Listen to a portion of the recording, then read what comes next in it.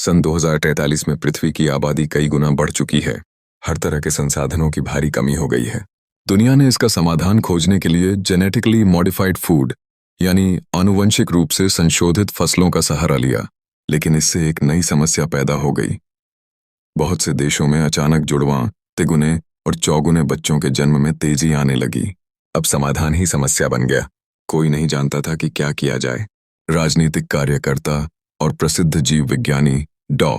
Nicolet Cayman ने इस संकट से निपटने के लिए वन चाइल्ड पॉलिसी लागू करवाई। इसके लिए एक संस्था बनाई गई, CAB, चाइल्ड एलोकेशन ब्यूरो यानी बाल आवंटन ब्यूरो, जो इस नीति को सख्ती से लागू करता है। हर नागरिक को एक आइडेंटिटी ब्रेसलेट पहनना जरूरी होता है, जिसे चेक पॉइंट्स पर स्कैन किया जाता है। अगर स्कैन करने पर पता चलता है कि किसी के भाई या बहन है, तो पुलिस को सूचित कर दिया जाता है। फिर अतिरिक्त बच्चे को उठा लिया जाता है और कहा जाता है कि उसे क्रायो स्लीप में रखा जाएगा, ताकि जब दुनिया की स्थिति सुधरे तब उन्हें एक बेहतर दुनिया में जगाया जा सके।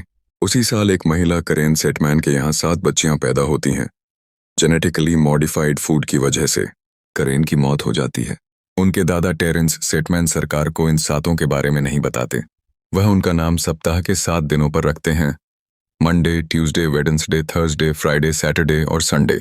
टेरेंस 7 को छिपकर एक ही पहचान में बड़ा करता है, करेन सेटमैन। 7 में से हर एक लड़की सिर्फ उसी दिन बाहर जा सकती है जिस दिन का नाम उसे दिया गया है। मंडे सोमवार को, ट्यूसडे मंगलवार को और ऐसे ही आगे। हर शाम जो बाहर जाती है वह बाकी बहनों को बताती है कि दिन कैसा बीता, ताकि अगले दिन जाने वाली बहन को सब कुछ पता रहे। टेरेंस ने उनके ब्रेसलेट्स को हैक कर दिया ताकि वे सभी एक ही व्यक्ति, करेन सेटमैन के रूप में पहचानी जाएं। उसने उनके लिए एक हाइडिंग स्पॉट भी बनाया जहां वे पुलिस के आने पर छिप सकें। एक शनिवार को सैटरडे बैलेट प्रतियोगिता में गई होती है, पर थर्सडे चुपके से बाहर जाकर स्केटिंग करने निकल जाती है। जब सैटरडे लौटती है, थर्सडे अब तक नहीं आई होती। टेरेंस चिंतित हो जाता है। फिर अचानक दरवाजे पर दस्तक होती है। सभी बहनें छिप जाती हैं, सिर्फ सैटरडे बाहर रहती है। टेरेंस बंदूक लेकर दरवाजा खोलता है।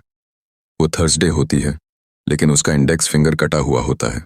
क्योंकि सभी को एक जैसा दिखना है, टेरेंस मजबूरी में बाकी 6 बहनों की उंगलियां भी काट देता है। 30 साल बाद वे सब बड़ी हो चुकी हैं। टेरेंस की मौत हो चुकी है और अब हर बहन की अपनी अलग पहचान और स्वभाव है। मंडे, सबसे जिम्मेदार और गंभीर, नियमों को मानने वाली। ट्यूसडे, थोड़ा संदेहपूर्ण और नशे की आदी। वेडनेसडे, एथलेटिक लड़ाकू स्वभाव वाली। थर्सडे, बागी और स्वतंत्रता चाहने वाली। फ्राइडे, बुद्धिमान और कंप्यूटर एक्सपर्ट। सैटरडे, पार्टी पसंद और मस्तीखोर। संडे, सबसे संवेदनशील, धार्मिक और देखभाल करने वाली। वे सब विग और मेकअप का इस्तेमाल करती हैं ताकि अलग ना दिखें। एक सोमवार को, जब मंडे बाहर जाने की बारी आती है, वो नर्वस होती है क्योंकि उस दिन उसे प्रेजेंटेशन देना है और प्रमोशन पाने का मौका है। ऑफिस जाते समय चेक पॉइंट पर उसका सामना एड्रियन नाम के CAB एजेंट से होता है। ऑफिस में जेरी नाम का सहकर्मी उसे ब्लैकमेल करता है, कहता है कि उसे उसके रहस्य के बारे में पता है। रात होती है। मंडे घर नहीं लौटती। बाकी बहनें GPS से उसकी लोकेशन ट्रैक करती हैं, लेकिन सिग्नल गायब होता है। वे डर जाती हैं कि मंडे के साथ कुछ बुरा हुआ है। अगले दिन ट्यूसडे बाहर जाती है और सामान्य बनने की कोशिश करती है। वह जानती है कि मंडे को प्रमोशन मिल गया था और उसने जेरी से मुलाकात की थी। लेकिन तभी CAB एजेंट उसे पकड़ लेते हैं और उसका संपर्क काट देते हैं। सैब हेड निकोलेट केमन उससे मिलती है और बताती है कि उसे पता है कि उसकी बाकी 5 बहनें अब भी जिंदा हैं। इसके बाद एजेंट जो ट्यूसडे को मारने की कोशिश करता है। घर में बाकी बहनें घबरा जाती हैं। CAB एजेंट्स कैरन की आंख का इस्तेमाल कर उनके अपार्टमेंट में घुस आते हैं। भयंकर फाइट होती है। संडे को गोली लगती है और वह मर जाती है। बाकी बहनें टूट जाती हैं। फ्राइडे पता लगाती है कि वह आंख ट्यूसडे की थी। उन्हें शक होता है कि जेरी ने उन्हें धोखा दिया। अगले दिन वेडनेसडे बिना भेष के बाहर निकलती है और जेरी से मिलती है। जेरी बताता है कि उसे कैरन की असली पहचान नहीं पता, बस इतना जानता है कि उसका केमन से कोई कॉन्ट्रैक्ट है। कैरन ने प्रमोशन पाने के लिए केमन के कैंपेन में पैसा दिया था। अचानक एक स्नाइपर जेरी को गोली मार देता है और वेडनेसडे भागती है, लेकिन जो उसे पकड़कर मार देता है। अब घर में सिर्फ थर्सडे, फ्राइडे और सैटरडे बचती हैं। दरवाजे पर फिर दस्तक होती है। सैटरडे दरवाजा खोलती है। सामने एड्रियन होता है। एड्रियन उससे फ्लर्ट करता है। सैटरडे को समझ आता है कि एड्रियन मंडे का बॉयफ्रेंड है। थर्सडे उसे एड्रियन के साथ जाने को कहती है ताकि मंडे के बारे में पता चल सके। फ्राइडे उसे सलाह देती है कि वह एड्रियन की ब्रेसलेट को हैक करे। सैटरडे एड्रियन के अपार्टमेंट जाती है और पता लगाती है कि मंडे और एड्रियन एक रिश्ते में थे। वह ब्रेसलेट सिंक कर देती है, जिससे फ्राइडे सीएब के सर्वर तक पहुंच जाती है।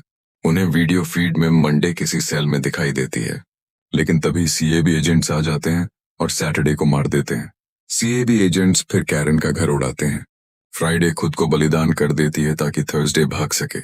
अब सिर्फ 2 बहनें बचती हैं, थर्सडे और मंडे। एड्रियन घर पहुंचता है और थर्सडे से मिलता है। थर्सडे सोचती है कि एड्रियन ने उन्हें धोखा दिया, लेकिन एड्रियन सच्चाई से अनजान होता है और कहता है कि वह मंडे से प्यार करता है। वह थर्सडे की मदद करने को तैयार हो जाता है। एड्रियन उसे एक बॉडी बैग में सीएबी मुख्यालय में घुसाता है। वहां थर्सडे देखती है कि बच्चों को क्रायो स्लीप में नहीं बल्कि जिंदा जला दिया जा रहा है। वह सबूत रिकॉर्ड करती है। एड्रियन की मदद से वह बाहर निकलती है और मंडे को ढूंढती है, पर जिस सेल में मंडे थी वहां ट्यूसडे होती है, जिसकी एक आंख निकली होती है। एड्रियन और ट्यूसडे मिलकर उस वीडियो को प्रसारित करने की योजना बनाते हैं जहां बच्चों को जलाया जा रहा है। थर्सडे आखिरकार मंडे को एक रेस्टरूम में ढूंढ लेती है। मंडे पूरी तरह ठीक होती है और सच्चाई सामने आती है। मंडे ही गद्दार है। उसने खुद अपनी बहनों को सीएबी को रिपोर्ट किया ताकि वह अकेली कैरन बन सके। उसने केमन को रिश्वत भी दी थी। दोनों के बीच भयंकर लड़ाई होती है। थर्सडे गलती से मंडे को गोली मार देती है। फिर वह मंडे का भेष धरकर केमन के फंडरेजिंग इवेंट में जाती है। ट्यूसडे और एड्रियन उसी वक्त वह वीडियो प्रसारित कर देते हैं जिसमें बच्चों को जलाया जा रहा है। सभी लोग स्तब्ध रह जाते हैं। केमन थर्सडे को पहचान जाती है और गुस्से में उसका गला दबाने लगती है। उसी वक्त मंडे घायल हालत में बाहर आती है और बंदूक उठाती है, लेकिन जो उसे गोली मार देता है। एड्रियन बदले में जो को मार देता है। मरने से पहले मंडे बताती है कि वह एड्रियन के बच्चों की मां बनने वाली थी, जुड़वां बच्चे, और 1 चाइल्ड पॉलिसी के तहत उनमें से एक को खोना पड़ता, इसलिए उसने केमन से सौदा किया। मंडे की मौत हो जाती है। अंत में 1 चाइल्ड पॉलिसी खत्म कर दी जाती है। केमन को मौत की सजा दी जाती है। थर्सडे, ट्यूसडे और एड्रियन जीवित रहते हैं। मंडे और एड्रियन के जुड़वां बच्चे एक आर्टिफिशियल वुम्ब में बढ़ रहे होते हैं। कैमरा पीछे हटता है। सैकड़ों बच्चे एक विशाल वार्ड में रो रहे हैं जहां नर्सें उनकी देखभाल कर रही हैं। और यही है film what happened to Monday की कहानी। ऐसे ही और मूवी एक्सप्लेनेशन वीडियो के लिए चैनल को सब्सक्राइब करें, नोटिफिकेशन ऑन करें और वीडियो को लाइक करें। देखने के लिए धन्यवाद।